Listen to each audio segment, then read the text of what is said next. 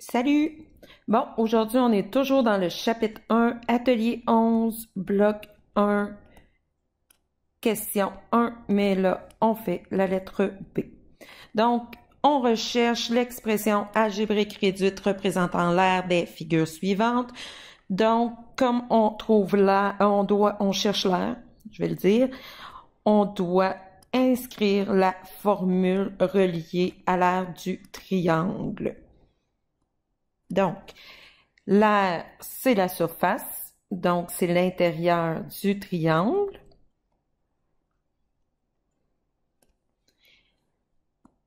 Et la formule pour l'aire d'un triangle, c'est R est égal, donc A est égal à base fois hauteur divisé par 2.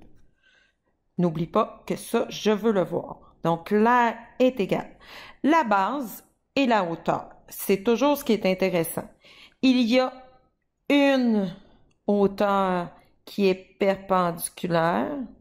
Elle est ici. Car la hauteur est toujours perpendiculaire à la base. Donc, ma base est x plus 3. C'est pas le x plus 5, c'est pas le 2x moins 1.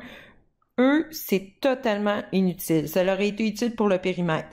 Voilà pourquoi il est intéressant de marquer notre formule. Donc, à la place de la base, je vais aller inscrire x plus 3. Donc, je remplace la base par x plus 3, donc c'est entre parenthèses. Et ma hauteur, c'est 5. Et tout ça est divisé par 2. Là, je regarde ce qu'il y a entre mes parenthèses. X plus 3, je ne peux pas réduire davantage, mais à l'intérieur de ça, j'ai deux termes. Et fois 5, bon, 5, la parenthèse, je vais pouvoir l'enlever, mais ça veut dire que toute la parenthèse est multipliée par 5. Donc, je dois faire le premier terme fois 5 et le deuxième terme fois 5. Ce qui me donne x fois 5, 5x.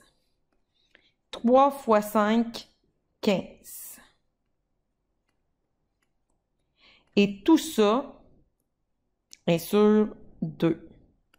Donc, ça veut dire que 5x doit être divisé par 2 et le plus 15 doit être divisé par 2 parce que n'oublions pas qu'on a encore un binôme comme numérateur. 5x divisé par 2 me donne 2,5x et 15 divisé par 2 me donne 7,5. Maintenant, mon expression est réduite. J'ai l'aire du triangle. Voilà pour l'aire du triangle. Bye!